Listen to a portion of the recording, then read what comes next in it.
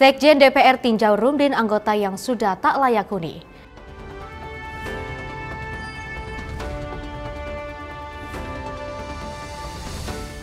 DPR diterima audiensi solidaritas Hakim Indonesia.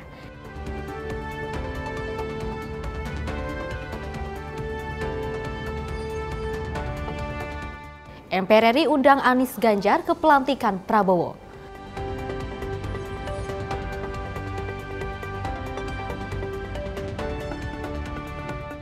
Pimpinan DPR terima audiensi Asosiasi Motor Listrik Indonesia.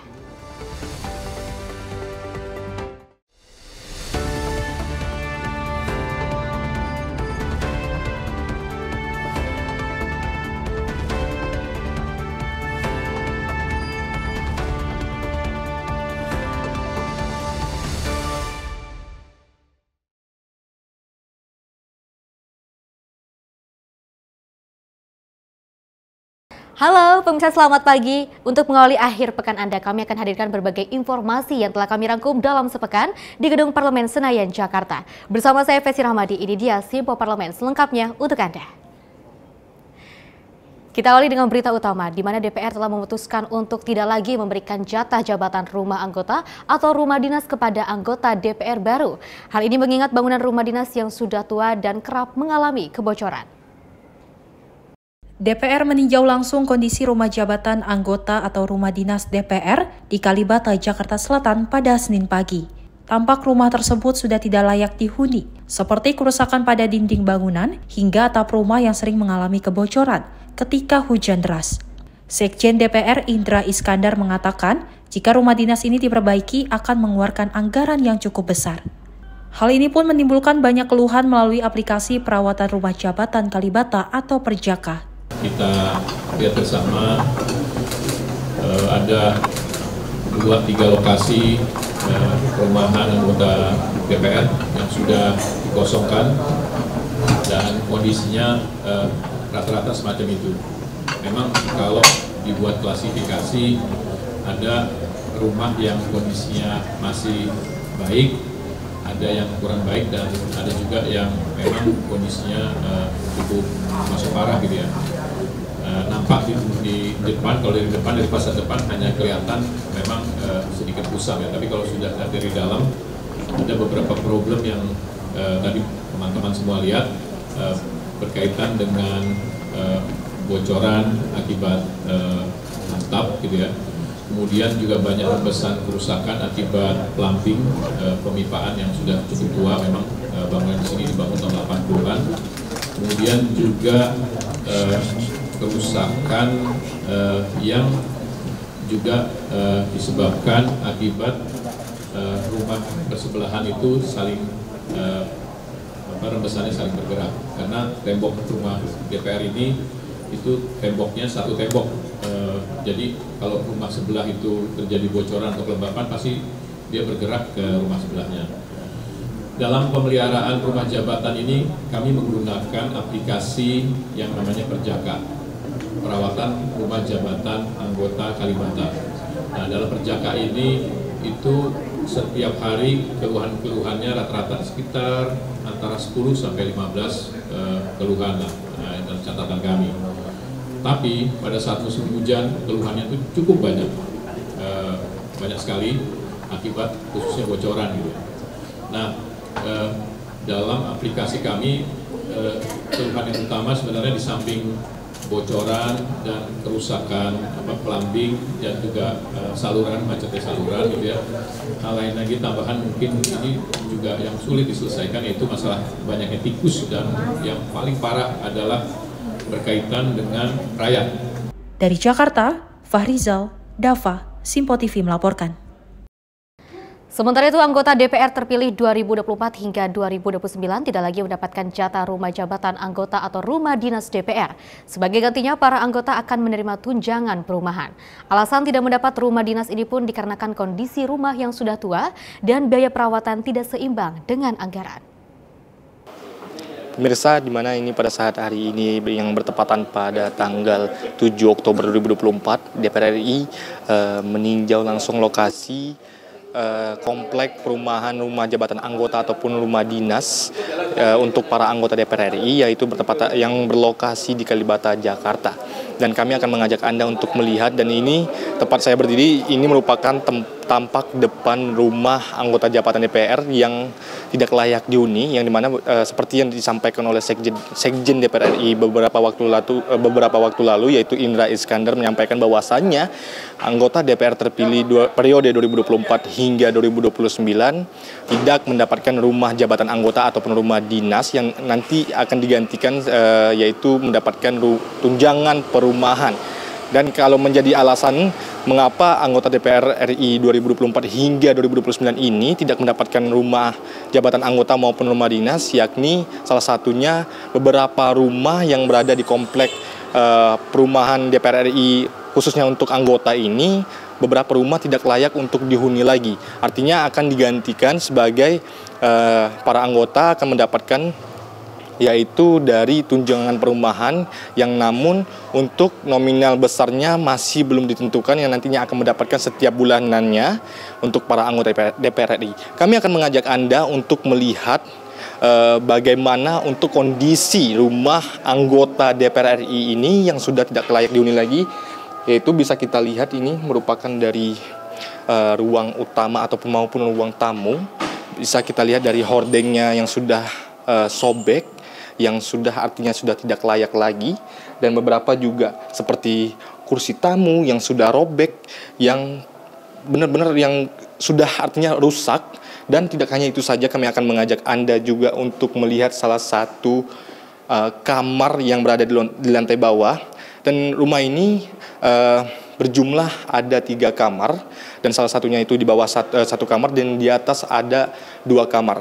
Dan salah satu ini merupakan kamar utama, dan kita lihat ini dari beberapa segi dinding yang sudah rusak, yang sudah tidak layak lagi, dan atap juga mengalami lembab yang menyebabkan dari kehujanan, artinya yang bocor sehingga menyebabkan bocor.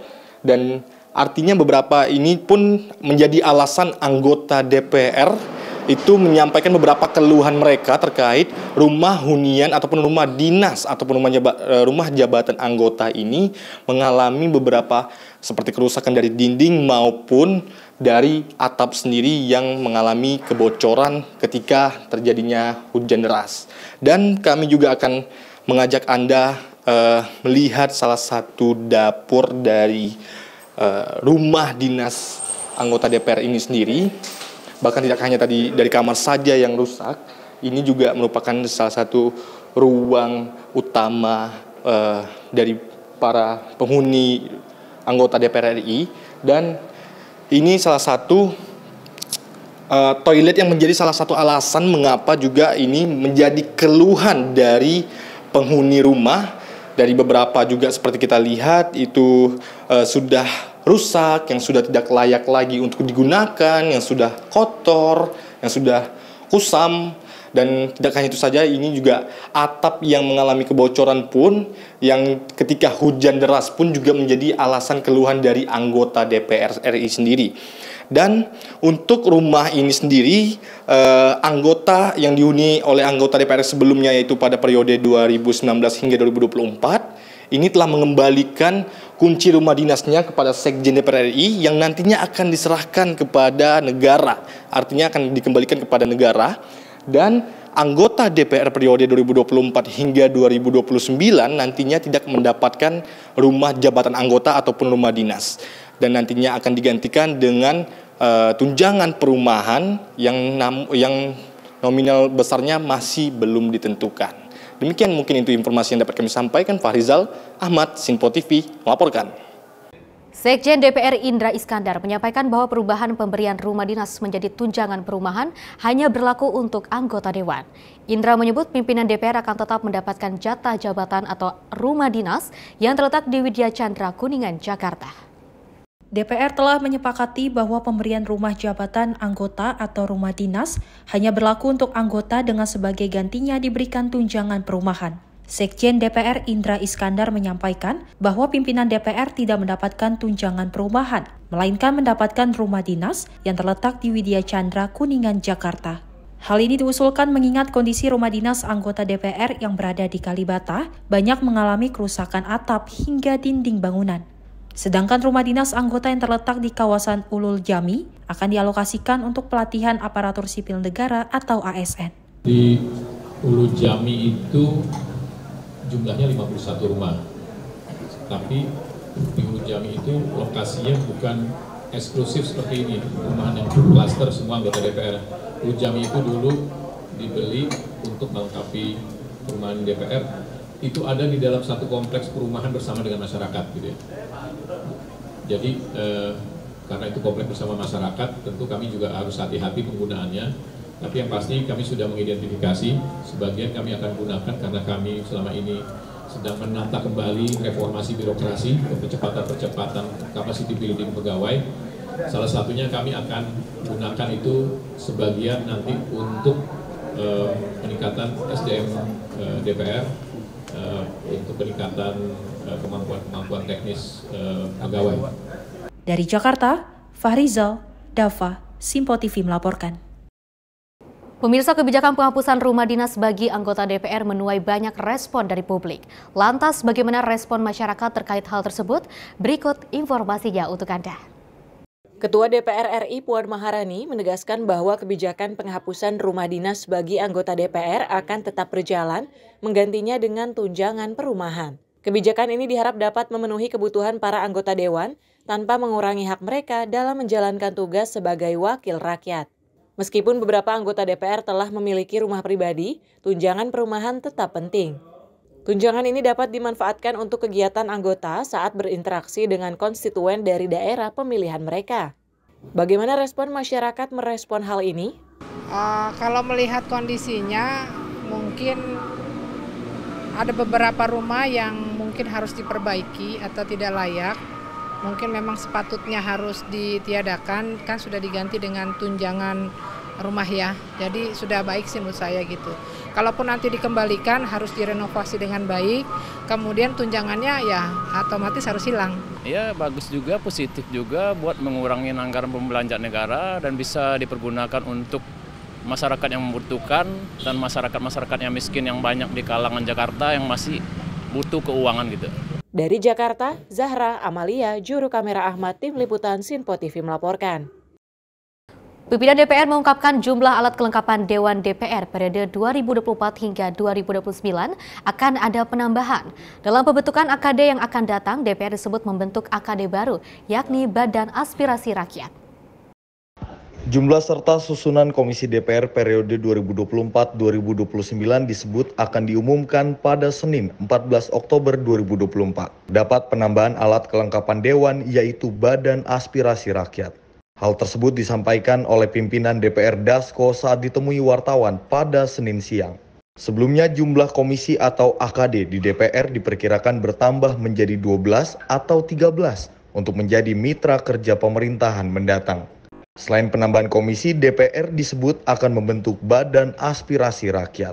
Komisi insya Allah tanggal 14 nanti kita akan umumkan. Iya, jadi tanggal 14 itu kemungkinan kita adakan rapat dengan pimpinan fraksi dan di situ kemudian kita akan sampaikan pertambahan komisi kalau ada dan pertambahan AKD, yang jelas ada pertambahan AKD-nya itu loh ya, Badan Aspirasi Rakyat. Harusnya sih kalau kemudian formasi AKD-nya atau komisinya sudah jelas, tentunya pimpinan-pimpinan komisi dan AKD itu sudah dari masing-masing fraksi sudah ada ancur-ancurnya. Nah, mudah-mudahan bisa dalam waktu 14 atau 15 itu kita sudah selesaikan.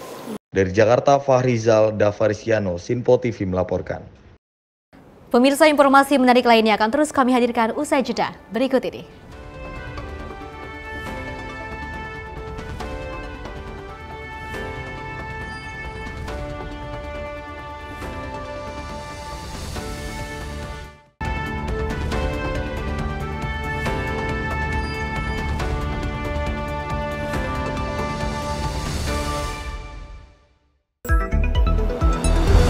Jadilah yang pertama mengetahui perkembangan terkini seputar informasi dari lembaga parlemen. Punya data nasional, tidak ada satupun backup berarti kan?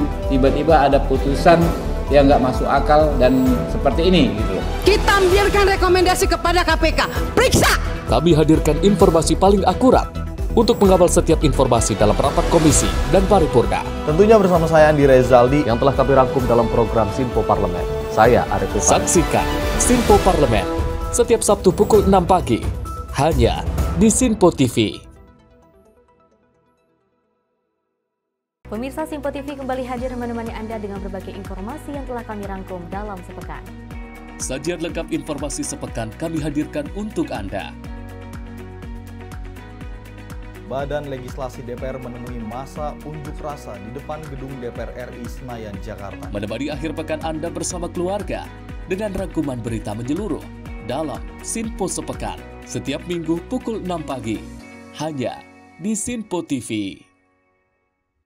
Halo pemirsa, kami kembali hadir dengan sejumlah informasi yang kami himpun dari berbagai penjuru dunia. Rangkaian informasi yang membuat akhir pekan Anda begitu bermakna. Sebuah kelompok di Afrika Selatan memberikan layanan pertunjukan film dengan tenaga surya. Berita yang menjadi sorotan media dari dalam dan luar negeri. Kami hadirkan untuk menemani pekan Anda dalam Sinpo Dunia Sepekan, Sabtu dan Minggu pukul 9 pagi. Hanya di Sinpo TV.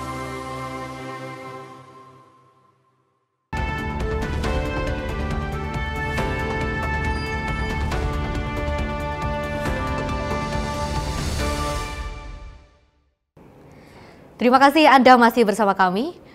Pemirsa, juru bicara Solidaritas Hakim Indonesia, Fauzan Ar-Rasyid, juga menyatakan bahwa pihaknya menuntut kenaikan sebesar 142% dari tunjangan jabatan yang telah diterima sejak tahun 2012 maksud kami. Kenaikan tunjangan sebesar 142% bukanlah hal yang berlebihan. Hal ini sudah ada pada PP 94 2012 tentang hak keuangan dan juga fasilitas hakim yang berada di bawah Mahkamah Agung. Ketentuan tunjangan jabatan hakim diatur dalam Peraturan Pemerintah Nomor 94 Tahun 2012. Menurut SHI, ketentuan di dalam Belait itu tak pernah mengalami penyesuaian hingga kini. Menurut Fauzan, tuntutan itu telah disampaikan SHI kepada pimpinan Mahkamah Agung. Hari ini kita kan menyerahkan hasil kajian kita kepada pimpinan Mahkamah Agung. Tentunya apapun itu yang menjadi hasil itu dikembalikan kepada mereka. Namun tuntutan hakim se-Indonesia adalah kenaikannya kita minta di angka 142% dari tunjangan jabatan yang ada di tahun 2012. Demikian. PP 94 2012 itu bicara tentang hak-hak keuangan dan fasilitas hakim. Kami tidak mau di situ saja, kami juga pengen A to Z hakim itu juga diatur terkait dengan rekrutmen, monef, evaluasi, pengawasan, dan lain sebagainya. Jadi kami ingin paket komplit ini, tidak hanya tentang bicara kesejahteraan, sistem pengawasan, penjagaan integritas, rekrutmen, status jabatan hakim, itu juga harus diselesaikan.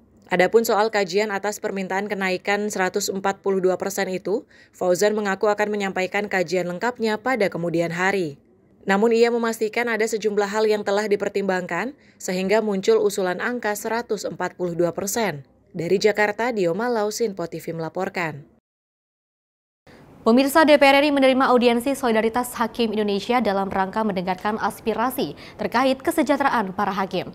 Audiensi tersebut dipimpin oleh 3 wakil ketua DPR RI di ruang rapat Komisi 3 serta dihadiri anggota SHI yang kompak juga mengenakan pita putih di bagian dada kiri. Solidaritas Hakim Indonesia menghadiri audiensi bersama Komisi 3 DPR RI untuk menyampaikan aspirasi terkait peningkatan kesejahteraan hakim berupa gaji dan tunjangan, juga fasilitas rumah dinas. Merespon hal itu, Wakil Ketua DPR RI Dasko mengatakan pihaknya telah mempelajari keluhan-keluhan para hakim dan melakukan koordinasi dengan pihak terkait. Menurutnya, pertemuan kali ini hanya mengambil kesimpulan dari aspirasi yang telah disampaikan oleh para hakim agar dapat terpenuhi sesuai dengan situasi dan kondisi saat ini. Dasko pun berharap dengan adanya pemenuhan aspirasi tersebut bisa berdampak pada peningkatan kinerja para hakim. Kami kan memang sudah sekilas mendengar lewat media bahwa ada keluhan dari para hakim yang bertugas saat ini tentang berbagai hal. Dan kita juga sudah monitor bahwa para hakim ini juga sudah melakukan audiensi-audiensi ke instansi terkait yang juga sudah kami berkoordinasi. Nah, pertemuan pada hari ini sebenarnya merupakan tinggal menyimpulkan saja apa yang diminta, apa yang akan dapat dipenuhi dengan situasi dan kondisi pada saat ini. Tentunya kita berharap bahwa pemenuhan sebagian yang diminta juga akan berdampak pada kenaikan kinerja, tingkat kinerja para hakim. Dari Jakarta, Sri Dewi Andayani, Rona Bayu, Sinpo TV melaporkan. Sementara itu, Wakil Ketua DPR RI Dasko menelpon Presiden terpilih Prabowo Subianto di tengah rapat audiensi dengan para hakim terkait masalah kesejahteraan hakim. Melalui sambungan telepon, Prabowo pun juga mengatakan dirinya menaruh perhatian penuh kepada jajaran hakim dan juga sepakat bahwa kualitas hidup para hakim harus terjamin. Di tengah kegiatannya memimpin rapat audiensi bersama Solidaritas Hakim Indonesia, pimpinan DPR RI Dasko meminta izin untuk menelepon Presiden terpilih Prabowo Subianto dan mengabarkan perihal masalah kesejahteraan hakim. Di hadapan para hakim, Dasko menunjukkan layar ponselnya dan menyampaikan bahwa Prabowo Subianto telah menaruh atensi terkait kesejahteraan hakim sejak lama. Dasko lantas menghubungi Prabowo melalui sambungan telepon saat rapat masih berlangsung. Di momen itu, Prabowo mengaku sependapat bahwa kualitas hidup hakim harus terjamin. Prabowo juga berjanji jika sudah resmi menjabat sebagai presiden nanti, dirinya akan memperjuangkan kesejahteraan hakim dan berharap para hakim dapat meningkatkan kualitas kinerjanya. Saudara-saudara sekalian, saya diberitahu oleh Profesor Dasko bahwa ada pertemuan antara saudara-saudara perwakilan dari para hakim dengan pimpinan DPR. Saya memang menaruh perhatian yang sangat besar sudah sejak lama terhadap para hakim. Saya berpendapat bahwa yudikatif kita harus sangat kuat, dan karena itu dari dulu pendapat saya, saudara boleh cek di semua pidato saya, di berbagai juga tulisan saya, saudara bisa dipelajari rekam saya, rekam jejak ucapan-ucapan saya. Saya sangat berpendapat bahwa para hakim harus diperbaiki kualitas hidupnya, dan harus dijamin supaya para hakim itu sangat mandiri dan bisa menjalankan tugas sebagai hakim dengan sebaik-baiknya. Karena itu dari dulu rencana saya ingin memperbaiki remunerasi penghasilan para hakim supaya menjadi sangat baik. Dari Jakarta, Tim Liputan Sinpo TV melaporkan. Ketua MPR RI Ahmad Muzani menyampaikan bahwa pimpinan MPR telah menyetujui adanya usulan mengenai pembentukan Badan Kehormatan MPR RI yang akan menangani segala permasalahan kode etik anggota MPR. Muzani menyebut keputusan dibentuknya Badan Kehormatan MPR RI nantinya akan dibahas di rapat gabungan pada 15 Oktober mendatang. Ketua MPR RI Ahmad Muzani mengatakan terbentuknya Badan Kehormatan MPR RI nantinya akan bersifat ADHOC, yang mana badan tersebut akan dianggap perlu ketika ada permasalahan tertentu. Keputusan dibentuknya Badan Kehormatan MPR ini akan diputuskan dalam rapat gabungan pada 15 Oktober mendatang dan akan ditetapkan anggota-anggota yang ditugaskan serta mekanisme kerjanya. Selain itu, Badan Kehormatan MPR akan bekerja sesuai dengan kebutuhan dalam waktu yang terbatas. Lebih lanjut, Muzani juga menyampaikan bahwa pimpinan MPR ini telah menyetujui pembentukan sejumlah alat kelengkapan MPR lainnya seperti Badan Penganggaran, Badan Sosialisasi, dan Komisi Kajian Ketatanegaraan. Ya, memang tadi disetujui untuk dilakukan pembentukan Badan Kehormatan MPR, yang Badan Kehormatan MPR itu nanti akan mempersiapkan tentang mekanisme dan tata kerja. Tapi itu badan itu bersifat ad hoc bila dianggap perlu. Jika ada masalah-masalah tentu saja mereka akan bekerja sesuai dengan kebutuhan dengan waktu yang dibatasi. Ya, nanti akan dibawa ke Ragap, rapat gabungan. Ya, nanti pembentukannya tanggal 15, setelah itu nanti Ragap akan dibentuk, orang-orangnya apa segala macam ditetapkan, lantas kemudian akan dibicarakan tentang mekanisme dan tata kerja. Dari Jakarta, Sri Dewi Andayani, Rona Bayu, Sinpo TV melaporkan. Kita beralih ke informasi lainnya, di mana anggota DPR periode 2024 hingga 2029, Jamaluddin Malik menyoroti perihal seleksi calon pimpinan KPK. Kini 10 nama diantaranya sudah diterima oleh Presiden Joko Widodo.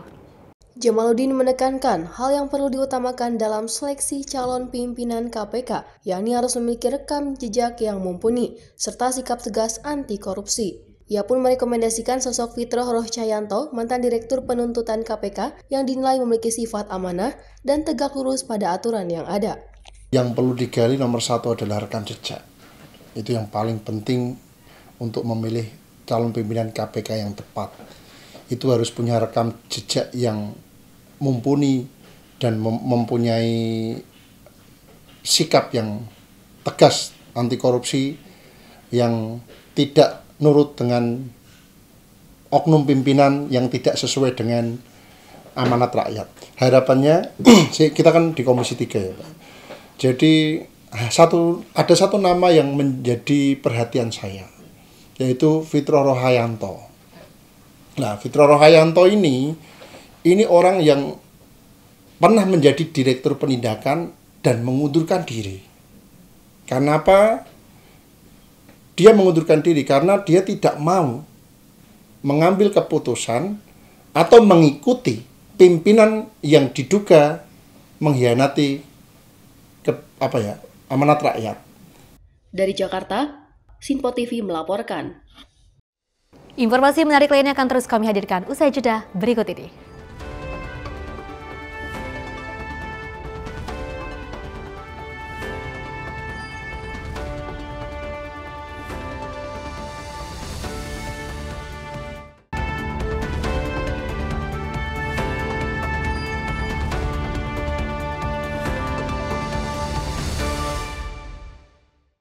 Halo, selamat pagi pemirsa Sinpo TV, selamat pagi Andi. Selamat pagi Fes. Beragam informasi terbaru hadir menemani Anda sebelum memulai hari.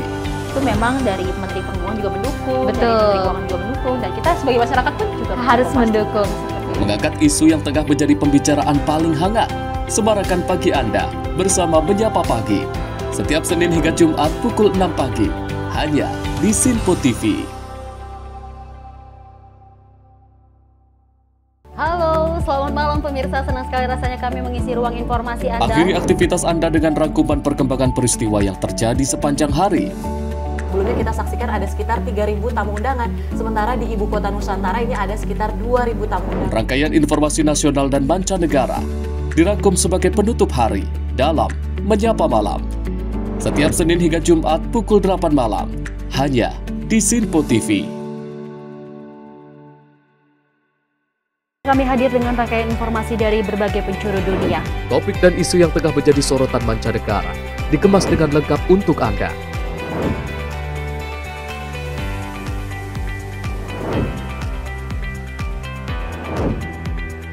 Peristiwa penting yang terjadi dari berbagai belahan dunia kini hadir dalam Sinpo Dunia.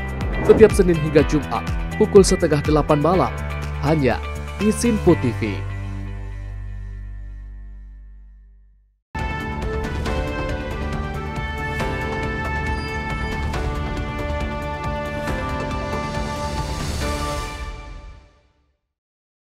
Terima kasih Anda masih bersama kami.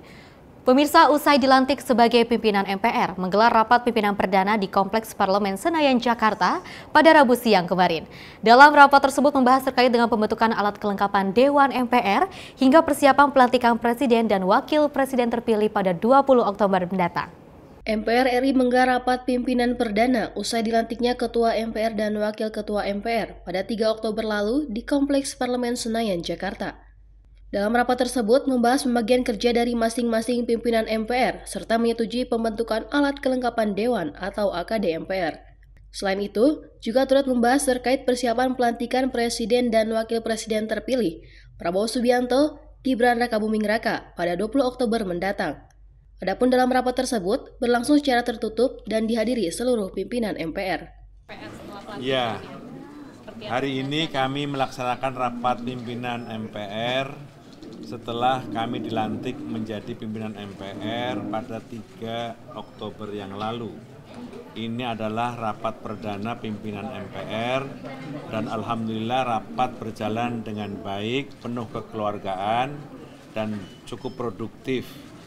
Rapat membicarakan tentang pembagian kerja dari masing-masing pimpinan MPR, para wakil ketua pimpinan MPR membagi tugas dan koordinasi dari masing-masing bidang.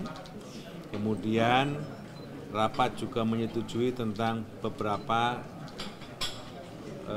pembentukan alat kelengkapan MPR seperti badan penganggaran, badan sosialisasi, badan kehormatan, dan komisi kajian ketatanegaraan. Yang semuanya juga nanti akan kita bicarakan dalam rapat gabungan pimpinan MPR bersama fraksi-fraksi MPR pada hari-hari ke depan. Rapat juga membicarakan tentang persiapan pelantikan presiden yang rencananya akan dilakukan pada tanggal 20 Oktober hari Minggu.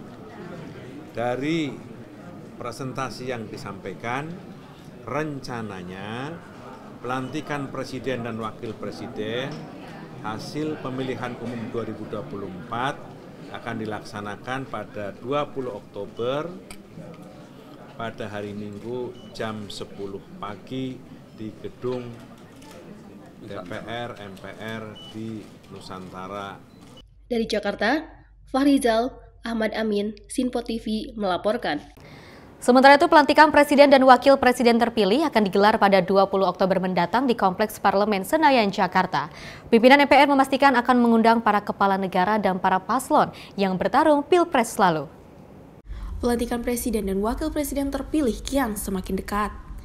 Pelantikan ini pun nantinya akan berlangsung di Gedung Parlemen Senayan, Jakarta pada 20 Oktober mendatang. Ketua MPR Ahmad Muzani mengungkapkan bahwa pelantikan Presiden dan Wakil Presiden terpilih akan mengundang seluruh Presiden dan Wakil Presiden serta sejumlah kepala-kepala negara sahabat. Tidak hanya itu saja, Muzani juga menyebut akan mengundang Anies Baswedan, Muhaimin Iskandar, Ganjar Pranowo, Mahfud MD yang merupakan rival Prabowo Gibran pada saat kontestasi Pilpres lalu. Lebih luas, dirinya meminta kepada publik agar dapat mendukung proses pelantikan Presiden dapat berjalan dengan lancar. Insya Allah pelantikan akan dihadiri oleh sejumlah tokoh-tokoh, termasuk akan dihadiri selain Presiden dan Wakil Presiden terpilih, juga akan dihadiri oleh kami akan undang kandidat Presiden, kandidat Wakil Presiden dalam kontestasi Presiden 2024 kemarin. Kami juga akan mengundang para mantan Presiden, mantan Wakil Presiden, para pimpinan partai politik yang kemarin berkontestasi dalam pemilihan umum. Dan rencananya juga akan hadir sejumlah kepala negara dan kepala pemerintahan dari negara-negara sahabat. Kami mohon doa, support, dukungan dari seluruh rakyat dan bangsa Indonesia agar prosesi pelantikan tanggal 20 Oktober nanti bisa berjalan lancar dan semuanya sesuai, tunjukkan bahwa bangsa Indonesia adalah bangsa yang bersatu, bangsa yang rukun, bangsa yang terus menjunjung martabat demokrasi meskipun dalam suasana perbedaan pada saat Pilpres, dan pada akhirnya kita satu untuk bangsa dan negara. Pak Muzani, untuk Pak Anies, Caimin, Pak Ganjar sama Pak Mahfud ini sudah terkonfirmasi hadir atau baru diserahkan undangan atau bagaimana ya Pak? Pimpinan MPR baru menyetujui bahwa mereka semuanya akan kita undang dalam acara pelantikan dan kami akan segera menyampaikan undangan kepada beliau-beliau. Termasuk Pak Jokowi dan Pak Ma'ruf juga ya Pak? Tentu saja, Pak Jokowi dan Pak Ma'ruf Amin akan kami undang untuk hadir dalam rencana pelantikan. Pak Muzani, untuk tamu kenegaraan lain barangkali udah ada jumlah fixnya dari negara mana begitu Pak? Masih dalam konfirmasi terus-menerus, nanti pada waktunya akan diumumkan negara mana saja yang akan diumumkan, yang akan hadir dalam pelantikan. Dari Jakarta, Fahrizal, Ahmad Amin, Sinpo TV melaporkan. Pimpinan DPR Dasko mengungkapkan bahwa Presiden terpilih Prabowo Subianto sudah meminta Menteri PUPR Basuki Hadimulyono untuk memaparkan infrastruktur. Pemaparan yang dimaksud adalah termasuk pembangunan ibu kota Nusantara. Presiden terpilih Prabowo Subianto disebut akan menandatangani Kepres terkait pemindahan ibu kota dari Jakarta ke IKN Kalimantan Timur. Mengenai hal ini, Wakil Ketua DPR Dasko mengatakan bahwa Prabowo sudah meminta kepada tim IKN termasuk Menteri PUPR Basuki Hadimulyono terkait infrastruktur pembangunan nasional termasuk ibu kota Nusantara. Meski demikian, Dasko mengaku belum mengetahui apa yang akan menjadi prioritas di pemerintahan Presiden terpilih Prabowo Subianto. Kalau soal Kepres perpindahan itu memang sebelum pertemuan ini kan kita sudah sama-sama bahas bahwa perpindahan itu akan ditandatangani oleh Pak Prabowo nantinya, sambil menghitung dan kemudian persiapan-persiapan peraturan-peraturan pelaksanaan yang akan menyertai itu, demikian. Iya, kalau mengenai itu saya belum tahu pasti, tetapi yang pasti bulan kemarin itu Pak Prabowo sudah minta kepada tim IKN, Menteri PU untuk melakukan paparan-paparan tentang pembangunan infrastruktur secara menyeluruh termasuk IKN. Dari Jakarta, Fahrizal Ahmad Amin, Sinpo TV melaporkan. Sementara itu, pimpinan DPR menerima audiensi dari Asosiasi Motor Listrik Indonesia di Kompleks Parlemen Senayan pada Rabu pagi kemarin. Audiensi tersebut dilakukan dengan tujuan untuk pemerintah dapat membuat kebijakan yang dapat mendukung para pengusaha lokal. Pimpinan DPR menerima audiensi Asosiasi Motor Listrik Indonesia atau AISMOLI di Kompleks Parlemen Senayan, Jakarta pada Rabu pagi. Dalam hal ini, Asosiasi Motor Listrik Indonesia meminta kepada pemerintahan selanjutnya agar dapat membuat kebijakan untuk mendukung pasar global. Wakil Ketua DPR RI Dasko mengatakan pihaknya akan merekomendasikan Asosiasi Motor Listrik tersebut kepada pemerintahan mendatang. Menurutnya, motor listrik di Indonesia mempunyai potensi yang besar sehingga membuat negara luar mengekspor produk motor listrik dari dalam negeri. Ya, jadi asosiasi pembuat motor listrik ini meminta perlindungan kepada pemerintah agar rencana ke depan di pemerintahan baru mereka dapat berbuat lebih banyak untuk rakyat dan juga bisa mendatangkan pendapatan kepada negara dengan cara mereka sudah mempunyai rencana untuk membuka pasar global. Jadi sudah ada tadi beberapa permintaan dari beberapa negara dengan motor listrik kita yang ternyata mempunyai potensi sangat besar. Nah, sehingga tadi dalam kesimpulan rapat kami akan membuat rapat dengan Komisi 7 dan pengusaha motor listrik ini rekomendasi kepada pemerintah yang baru dengan tujuan supaya industri ini bisa berjalan dengan lancar, komponen lokal itu kemudian juga bisa bangkit dan pasar global bisa terbuka, dan ini tidak hanya kemudian dari segi industri tapi dari segi UMKM-nya itu tadi kemudian bisa berjalan dengan baik. Demikian. Dari Jakarta, Fahrizal, Rona Bayu, Sinpo TV melaporkan. Pemirsa, informasi tadi sekaligus mengakhiri jumpa kita dalam Sinpo Parlemen kali ini. Mewakili kerabat kerja yang bertugas, saya Fesi Rahmadi mengucapkan terima kasih dan sampai jumpa.